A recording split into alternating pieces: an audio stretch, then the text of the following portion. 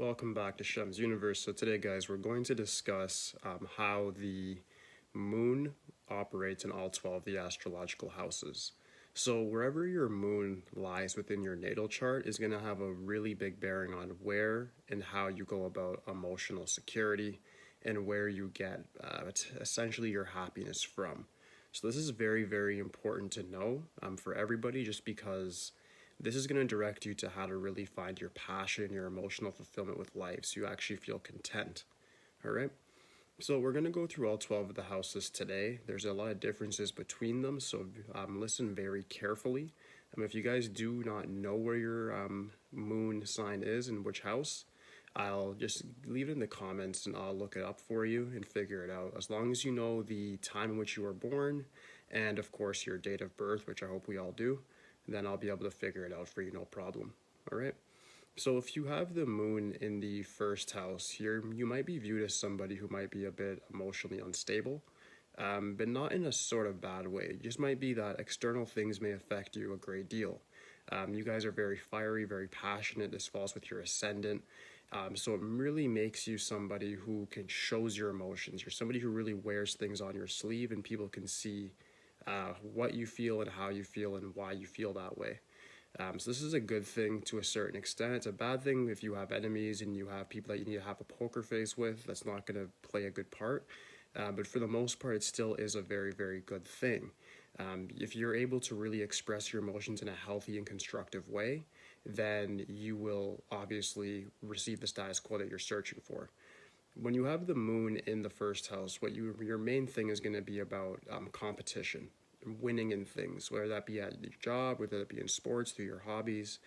But you need to find something in where you can win and where you can feel like you're number one, where you're the best.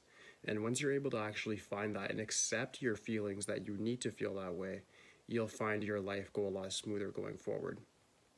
The next one I want to cover is the second house. If your moon is there, you find emotional security in money, possessions, luxury goods. You need to sort of attach yourself to having money, and to like having a sort of look, an image of having money. It's not enough to just simply have it, but because this is the Taurus house, this is the house of Venus, the house of beauty, the house of luxury, you guys need to show how rich you really are. And there's nothing really wrong with that. If you can actually use that vision, use that necessity for success, you can achieve a lot in your life. But once you actually understand it, the thing about it, guys, is a lot of the things that we view as vain or negative is all attributes of our shadow side that we've been forced to put away in our early childhood. If you're able to actually look at those early emotions that you have and realize that that's part of your moon sign, and utilize that and weaponize that, you can then achieve a lot more with your life. So your key thing here, guys, is to really reframe what you think of as positive and negative and not look at it in that binary way, but look at it in an objective way as it is what it is. This is how I feel. This is what I need. This is what I require. And when you accept that, those feelings will not be dark anymore. And it's going to turn to something that's going to become more constructive in your life and help you achieve your aims. So if you have the moon in that second house, all you simply need to do is really look for your happiness first inside of yourself by saying, I'm a valuable person that can achieve XYZ, and then go out there and achieve it and prove it to yourself, but not to other people. And that's the key there. All right? Moving on to the third house, the house of Gemini, this house of communication, house of learning, intellectualism. These people can be very out of touch with their emotions. It's where my moon sign does fall. And when that happens is you might find yourself unable to really understand your emotions because you're so used to looking at things from such an objective lens, which I was just talking about prior. And when you're able to look at things very objectively, you sometimes lose the subjectiveness out of life. And that could be a bad thing as well. That can hinder your emotional stability, because you'll turn to somebody who can easily have sociopathic tendencies, somebody who can essentially just look at life in a very black and white sort of way with little room for that gray area. And when that happens, you don't really feel life the way a regular person does. So what you want to do essentially is understand your emotion, but at the same time allow your body to feel it. My advice for people that have the moon in the third house is to feel your body. Instead of thinking, feel. The emotional body, your body, whether your posture, whether you have anxiety, if you're like scratching, you're shaking, you're doing different things, you're pacing, those things are signs of what you're trying to intellectualize through your mind. And you're trying to ignore it by saying, I don't have probable cause to feel this way, but instead allow yourself to feel it. You want to meditate on that. You want to be able to communicate with other people and really talk to them in a more purebred way instead of just completely objective. Once you're able to do that, you're going to find life a lot easier. You'll be able to have a lot better relationships, which is also key to that third house, is learning more things, and that's what's going to make you emotionally happy, and also communicating with people from diverse areas of the world. And when you're able to actually do that, you're going to find a lot more emotional stability, security, and just a whole sense of better well-being when you're able to really express your emotions in a positive way instead of just intellectualizing them and thinking them away. All right? Moving on to the fourth house. The fourth house has a lot to do with family and a lot to do with tight-knit, privatized relationships. So when we have the fourth house here, you have the moon when it falls there. It means that a lot of your emotional stability is going to depend on your home life. My main advice for you guys is this. If you want to find that happiness, the optimum of happiness is going to be where you actually have a healthy home to go home to. If you were born to a family that was oppressive or anything of that sort, the first thing you want to do is make your money and move on out of there, and then find your emotional security in your own domain or in a harmonious environment in which people share the same mindset and beliefs as yourself. When you're able to find that, you're going to be able to find more emotional security, and from that, you're going to be able to attract more things. Our emotions is how we actually attract and manifest, guys. So if you're unable to feel that emotional security and actually feel a genuine sense of contentment, the universe is going to deem you as ungrateful. Once you're deemed as ungrateful, you will not attract anything else into your life. You will just attract more scarcity and negativity. So the first thing you want to do is really understand this moon sign and figure out a way in which to get on the positive side of it. Because once you're able to find out where your moon falls in which house, put more of your attention on that, put a real ample focus on it, and make sure that you solidify your emotional body first. Because once you're able to do that, manifestation becomes a lot easier. So for my final advice for anybody that has the moon in that fourth house, just make sure that your home life, your private life, your relationships are all in a very healthy, non-toxic way. That's just for anybody, but you need to especially focus on that when you have moon in the fourth house. Because without that sort of emotional security there, you're going to have a very hard time adapting to new things and really moving on with your life and being able to attract the abundance that you desire. All right? The next one would be the moon in the fifth house. When you have moon in the fifth, this has a lot to do with really getting yourself out there and really experiencing life. Moon in the fifth it really attracts a lot of different relationships to you, whether you're a man or a woman.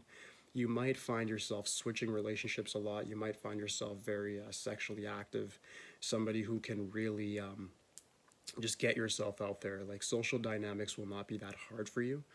You guys have a very great attraction with children. And what happens here is what you want to do is find a partner that can really stimulate your emotional side. Because without that regular stimulation, you're going to get bored and then you're just simply going to move on. So, my advice would be to really focus on people and environments that are going to be able to stimulate you. So, through your job, through the relationships at home, friends, acquaintances, business partners, all these people need to really stimulate your mind. And if they don't do that, but they're still good hearted people, then figure out a hobby or something that you're doing, whether that be a sport or through your business, that you're able to really find that emotional stimulation. Because without that, it's going to pour into other things, and those things may turn into toxic or negative things that are not constructive. On this channel, we're always focusing on being constructive and always focusing on getting the best results for ourselves by using our charts, numerology, and astrology. So what we want to do if we have the moon in the fifth house is really focus on using our abundance of energy to attract more and better things to ourselves. All right? Moving on to the sixth house. If you have the moon there, you need to make sure that your health is in line. Your major source of happiness is going to come from having a regular workout routine, whether that be yoga, weightlifting, cardio, swimming. You need to have something there. A lot of people that have the moon in this house end up developing certain things like arthritis or have inflammation, different things like that, because they're just unable to really find that healthy body that they want. and they attract more and more illnesses just through their own mindset and thinking. What you want to do here is, if you have moon in that house, is make sure that you get yourself set on some sort of routine. And if you're unable to do it yourself, hire a personal trainer, go to martial arts, do something in which that is going to challenge your body. Instead of challenging, like looking at your emotions for this one, what you want to more so do is challenge yourself through your body, very physical. You want to make sure that your physical body is as healthy as it can be, and the emotional side will take care of itself. The next one I want to cover, guys, is the seventh house. So the seventh house has a lot to do, of course, now with Libra. This has to do with one-on-one relationships, balance. And when you have moon there, what happens is your partner typically brings out emotions in you that you never knew you typically had. And this is a good and a bad thing. The good part of this is that you get to discover more about yourself by being with somebody else in a very good and compatible relationship. The bad part of it is, if you don't find that compatible person that you're harmonious with, you may find out things about yourself in a very negative fashion. And you may find yourself victim to things like abuse, just things like neglecting your own hygiene. All of these things can come into play if you're overly stressed out by pleasing your partner. What you want to do is always make yourself first and put yourself first. And that's the lesson. Your emotional stability in the seventh house is going to be dependent upon your own self-value and not the value that you're placing upon your partner. When you go and perpetrate your partner to be this person that's supposed to give you happiness, sadness, anger, whatever, and then all of a sudden you're going to get an unhealthy entanglement in which you're not actually having a real relationship. You're just using the person as sort of a battery to charge up your own emotions. So what you want to really do is have understanding for your partner, accept your partner for who they are, understand if there's somebody you're going to want to spend the rest of your life with, and then from there, you can then make your own adjustments. If you're still feeling happy and they are the right person, then start looking more within and then seeing how you can find contentment within yourself and find out why and if you have low self-value or low self-esteem. All right? Moving on to the eighth house, guys. The eighth house has everything to do with, of course, Scorpio. This is really, it's an interesting one when you have the moon there. The moon in the eighth house is going to force you to find happiness sort of through a self-transformation or through some sort of tragedy. It's strange. It's a strange one. It's our eighth house. So the eight is always strange in numerology and in the different dialects. We know the eight is a very transitional sort of number. And this attracts a sort of necessity to change. And it can be healthy if you're in an unhealthy sort of lifestyle where you're just drinking, smoking, not working out, not keeping up with yourself, not keeping up with your career. That's good. You should be unhappy. But when you're doing good things and you still feel a need to transform, you want to change that need, that necessity for transformation into improvement. And if you focus more on pinpointing where in your life, what facets of your life that you can improve upon, you'll always be engaging in some sort of transformation. And that's going to really hit the emotional side of your brain that requires that sort of stimulation. And when you're always focusing on that self-improvement, you're going to just end up always sort of changing. And people are going to look at you and they're going to appreciate that and realize that every time they see you, there's something better about you, or you're just working on something or in the process of achieving a purpose. And when you're able to do that, you will always have that sort of, I wouldn't say emotional contentment in this house, because you guys are very rarely content with where you are, but you will be always meeting some sort of ambition. And when you can understand that you have the life of sort of what I'd call a predator, somebody who's always hunting, and you acknowledge that part of yourself, you then become more one with yourself and understand that your life is always going to be in pursuit of a greater goal. All right? Moving on to the ninth house. The ninth house is about the Sagittarius. We do have people that they really require long, extensive travel. They want a partner that can mentally stimulate them. They want that fiery passion from the world. They want it to return to them. And you need to find that within yourself and then stick with things. Your happiness is actually going to come from routine and not the amount of changes that you think you want. When you're able to use discipline to acquire your freedom is when your true sense of happiness is going to come about. Because what you guys tend to do is, you're a mutable fire sign, as when you have the moon there, it ends up sort of making you just change routine, change the patterns of your day, but you never really stick with anything for long enough to see if it's actually going to work for you.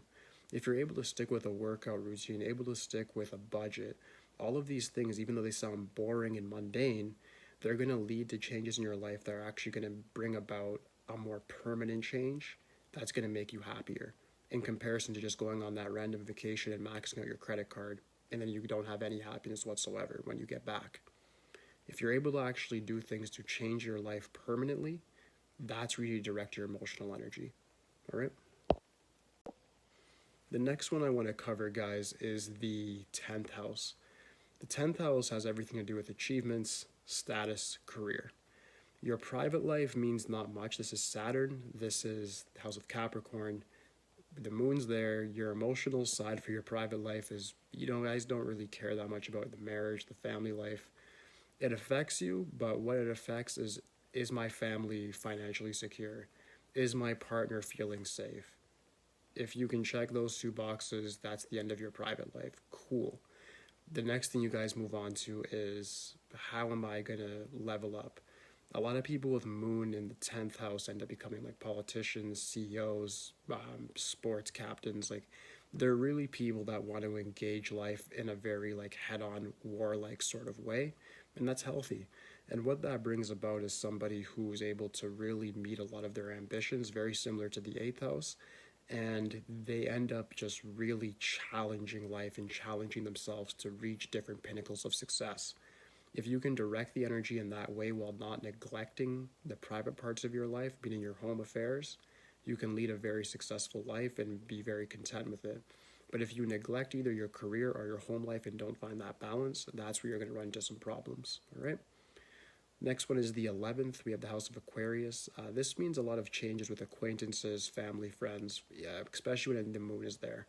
What you want to do is really acknowledge your own mindset, your own belief system, how you view the world and your perspective.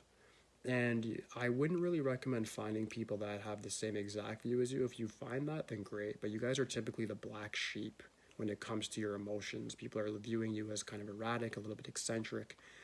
You want to find a diverse selection of friends that are mature enough to listen to you and you're mature enough to listen to them. When you're able to find that, you'll find that you're able to really understand your own emotions and by understanding the emotions of other people.